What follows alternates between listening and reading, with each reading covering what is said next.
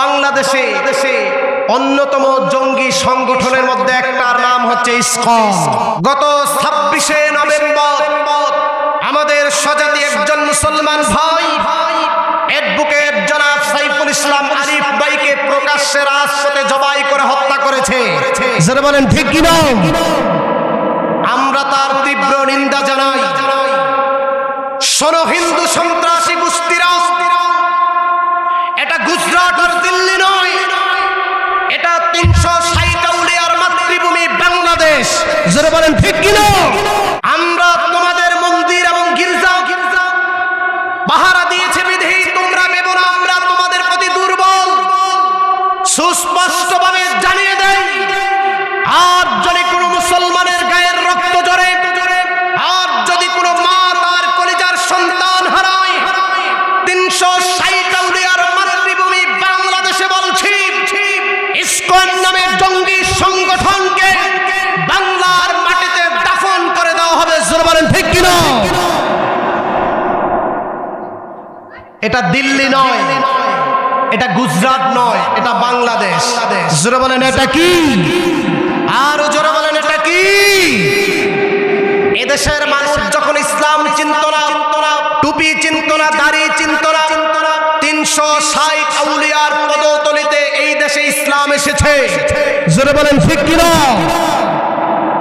তোমরা তোমাদের ধর্ম পালন করো, আমরা আমাদের ধর্ম পালন করব। লাকুম দীনুকুম, বলেন না লাকুম দীনুকুম, তোমাদের ধর্ম তোমাদের জন্য, আমাদের ধর্ম আমাদের জন্য। সুস্পষ্টভাবে বলে দিতে চাই, এই বাংলাদেশের মধ্যে অন্যতম জঙ্গি সংগঠনের মধ্যে একটার নাম হচ্ছে ইসকন। যারা বলেন ঠিক কি না? এদের কাজ হচ্ছে মুসলিম নিধন, আল্লাহর জমিন থেকে চিরতরে ইসলামকে বিদায় করে দেওয়া। যারা বলেন ঠিক কি না? প্রয়োজনে জীবন দেব, প্রয়োজনে শহীদ হব, প্রয়োজনে রক্ত দেব, তবু তোমাদের বিরুদ্ধে আমরা গর্জে উঠব। যারা বলেন ঠিক কি না? আমরা হাল ছেড়ে দেওয়া জাতি নয়, আমরা হাল ছেড়ে দেওয়া জাতি নয়। ইতিপূর্বে ইসলাম টিকিয়ে রাখার জন্য সাহাবায়ে কেরামগণ রক্ত দিয়েছেন, নবী রাসূলগণ রক্ত দিয়েছেন, পীর মাশায়েখগণ রক্ত দিয়েছেন। আমরা আমাদের রক্ত দেব, শহীদ হব, জীবন দেব, তবু আল্লাহর জমিনে ইসলাম নিয়ে কটূক্তি করতে দেওয়া হবে না, হবে না, হবে না। যারা বলেন ঠিক কি না? এই ইসকন সংগঠন অন্যতম একটি জঙ্গি সংগঠন। যারা বলেন ঠিক কি না? ইসলাম প্রিয় তৌহিদি জনতার সামনে বলছি, 360 আউলিয়ার এই বাংলার জমিনে সন্ত্রাসী সংগঠন ইসকনকে নিষিদ্ধ ঘোষণা করা হোক। যারা বলেন ঠিক কি না? আমরা চাই কি চাই না? নিষিদ্ধ ঘোষণা চাই কি চাই না? অবশ্যই চাই। তোমরা যদি রাজা গৌর গোবিন্দের অনুসরণ করো, আমরা শাহজালাল রহমতুল্লাহ আলাইহির অনুসরণ করব। তোমরা যদি রাজপথে নেমে আসো, আমরা রাজপথে নেমে আসবো। যারা বলেন ঠিক কি না? মন্দির পাহারা দাও, মন্দির পাহারা দাও। আরে মুসলমান ভালো করে শুনে নাও, মন্দির পাহারা দেওয়ার জন্য ঈমান আনি নাই, ঈমান এনেছি আল্লাহ এবং রাসূলের খুশির জন্য। যারা বলেন ঠিক কি না? তোমাদের স্বজাতি গোষ্ঠীরা তোমাদের মন্দির ভেঙ্গে, তোমাদের গির্জা ভেঙ্গে, তোমাদের মূর্তি ভেঙ্গে মুসলমানদের উপরে দায় চাপিয়ে দেওয়ার কারণেই খানিক সময় মুসলমানরা তোমাদের মন্দির পাহারা দিয়েছে। যারা বলেন ঠিক কি না? তাই বলে বাংলার মুসলমান তোমাদের কাছে দায়ী নয়, বাংলার মুসলমানদের প্রতি তোমাদের কোনো কৃপা নয়। অতএব সুস্পষ্টভাবে বলে দিতে চাই, ইসকন নামে এই সংগঠন কর্তৃক যদি বাংলার মুসলমানদের উপরে আঘাত আসে, বাংলাদেশি ইসকন নামক জঙ্গি সংগঠনকে মাটির সাথে দাফন করে দেওয়া হবে। যারা বলেন ঠিক কি না? আল্লাহ সেই শক্তি সেই হিম্মত আমাদেরকে দান করুক। জোরে বলেন আমিন, আরো জোরে বলেন আমিন। আমরা মুসলমান, বলেন আমরা কি? মিষ্টি আর সিন্নির উপর দিয়ে ইসলাম আসে নাই। খিচুড়ি আর জিলাপির উপর দিয়ে ইসলাম আসে নাই। ইসলাম এসেছে উত্তপ্ত মরুর বুকে থেকে। জোরে বলেন ঠিক কিনা?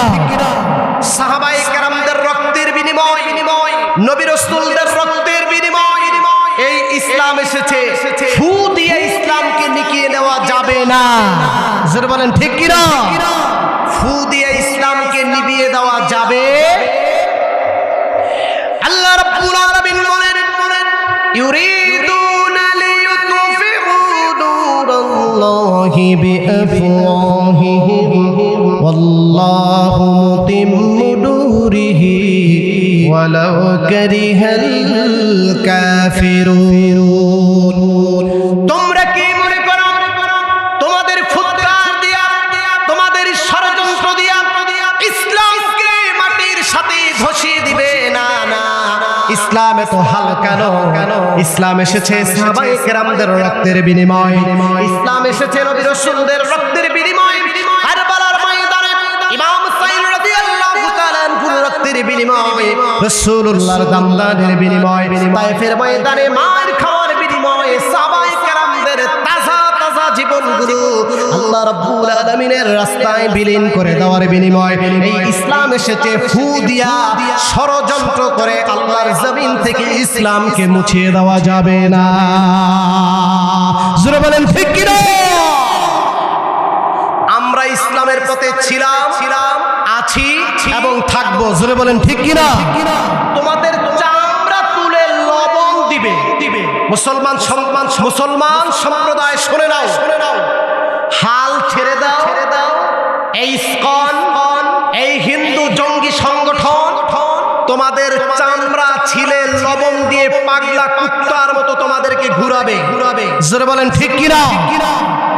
ওরা মনে করছে আমরা ওদের প্রতি দুর্বল, ওদের মন্দির আমরা পাহারা দিয়েছি তাই যদি ওদের প্রতি আমরা দুর্বল, আমাদের প্রতি ওরা কৃপা। বিষয়টা এরকম নয়। সুস্পষ্টভাবে জানিয়ে দিতে চাই, ইসলাম এমন একটি দল, শান্তিপ্রিয় ধর্ম। জোরে বলেন ঠিক কিনা? ইসলাম জঙ্গিবাদকে পছন্দ করে না। ইসলাম সন্ত্রাসবাদকে পছন্দ করে না। যারা সন্ত্রাসী তৎপরতার মধ্য দিয়ে এই বাংলাদেশে রক্তের বন্যা বয়ে দিতে চায়, সুস্পষ্টভাবে বলে দেই, ইসলাম রক্ষায় আমরাও রক্ত দেওয়ার জন্য প্রস্তুত। জোরে বলেন ঠিক কিনা? আল্লাহ আমাদের ইমানের মধ্যে জোশ পয়দা দান করুন। জোরে বলেন আমিন, আরো জোরে বলেন আমিন। আজকের এই মাহফিলে আপনারা যারা এসেছে খুশি না বেজার? দুই হাত তুলে আওয়াজ দিয়ে বলেন খুশি না বেজার? নারায়ে তাকবীর, নারায়ে তাকবীর। আল কোরআনের আলো, আল হাদিসের আলো, দিন ইসলাম, দিন ইসলাম, দিন ইসলাম, দিন ইসলাম।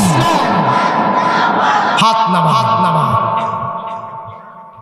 মাহফিলে যারা এসেছে অল্প হোক বেশ হোক, সবাই যে মাহফিলে আয়া পড়ব বিষয়টা এরকম নয়। তাহলে চুরির দায়িত্ব নিব কেন? চোর আছে না নাই? দেখবেন কয়দিন পর অমুক বেড়ার নারিকেল গাছের ডাব গুলা নাই, আছে না নাই? কুমড়া নাই, তাল নাই, খোয়ারের মুরগি নাই, এমনকি ডিমওয়ালা মুরগিটা বেড়াও নাই। যেরকম ঠিক কিনা? 4-5 জন যুবক একখানে হলেই তারা একটা চিন্তা করে আজকে কারে ফাল মারবে। আছে না নাই? কার ঘরে হিন কাটবে, কার খোয়ারের মুরগি চুরি করবে, কার গাছের ডাব চুরি করবে। এই ধরনের যুবক আছে না নাই? জোরে বলেন আছে না নাই? কেন আসেনি? ওইসে দেহান লাগতো না, দেহায় আরেক কাজা লাগাইন না মিয়া। বাস দিয়া বাইরা বাড়ির ব্যবস্থা করতে আছে আর কি। প্যান্ডেল থাকবো কই, আপনারা থাকবেন কই, আর আমি থাকবো কই? জোরে কোন ঠিক কিনা?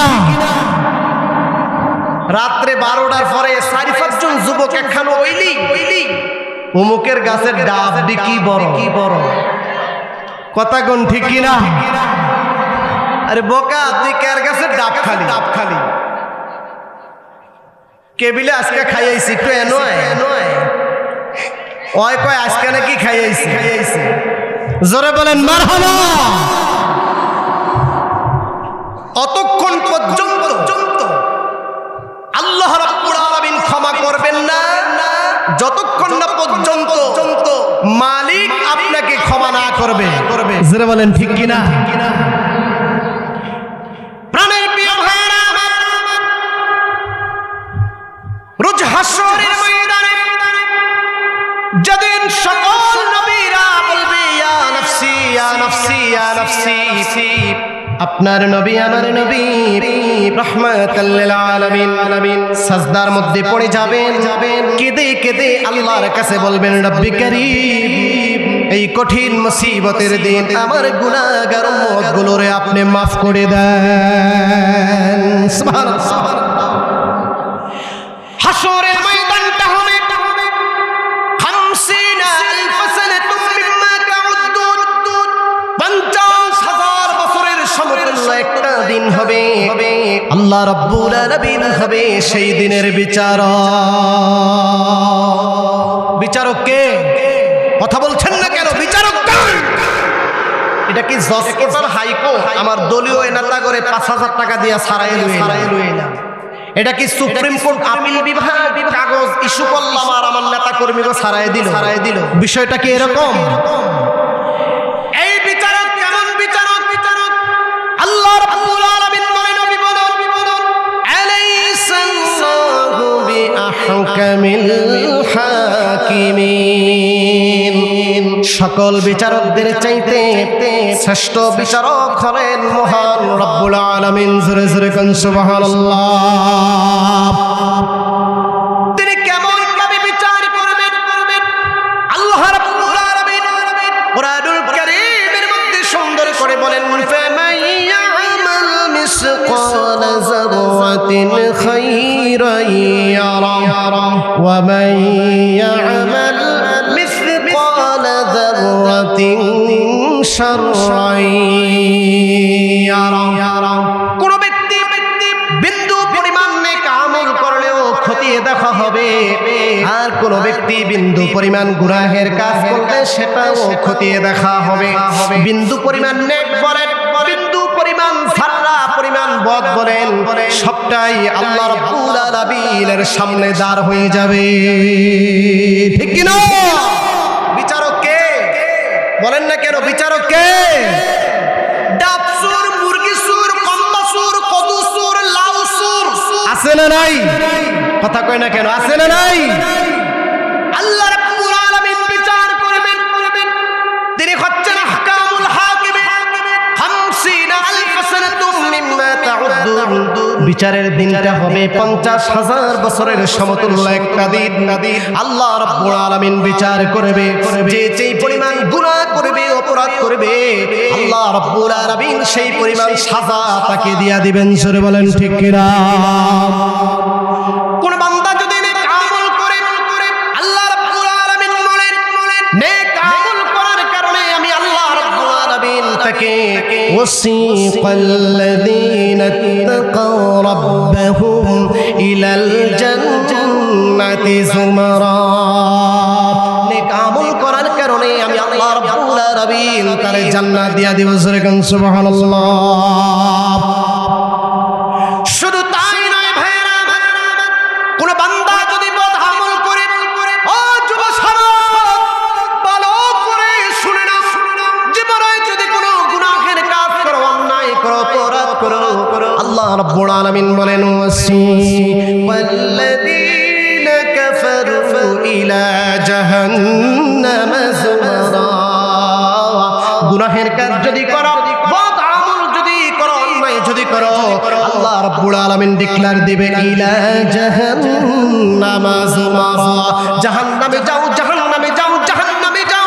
সেই কঠিন মুসিবতের দিন আল্লাহ রাব্বুল আলামিনের দয়া ছাড়া রাসূলুল্লাহর সুপারিশ ছাড়া জান্নাতে যেতে পারবে না। জোরে বলেন ঠিক কি না? ফিসাবে আপনারে জান্নাত দিয়া দেব, এই কথা কি ফিসাব কোনোদিন আপনারে কইছে? এই মুরব্বিরা কথা কোন, ফিসাবে যে আপনারে জান্নাতে নিবে এই কথা কি ফিসাব কোনোদিন আপনারে বলছে? তা আপনি কেন নাম ভাঙ্গায় খান আর বেড়ার তরিকার বদনাম করেন? আছে না নাই? নামাজ নাই, রোজা নাই, হজ নাই, যাকাত নাই, কুরবানি নাই, খালি দয়াল বাবা তুমি আমার কান্ডারি পরপালের পার করনেওয়ালা। জোরে বলেন ঠিক কি না? প্রাণের প্রিয় ভাইরা, ওই কঠিন মুসিবতের দিন আপনার নবী আমার নবী রাহমাতুল লিল আলামিন আল্লাহ রাব্বুল আলামিনের দরবারে সিজদায় পড়ে যাবে।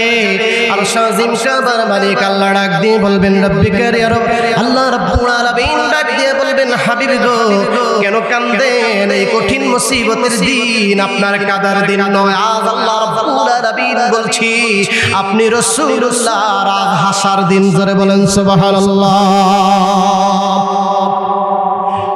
সমস্ত মানুষগুলো কাঁদবে, আপনি হাসবেন, আনন্দ করবেন, উল্লাস করবেন।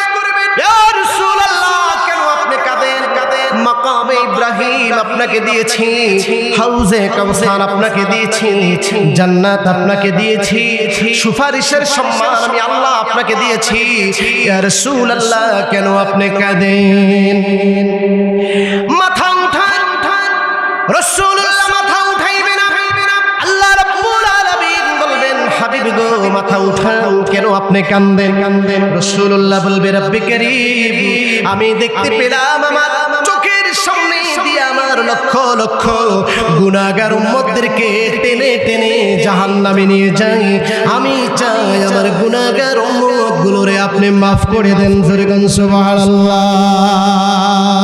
ইয়া রাসূলুল্লাহ ইয়া হাবিবাল্লাহ ইয়া রাসূলুল্লাহ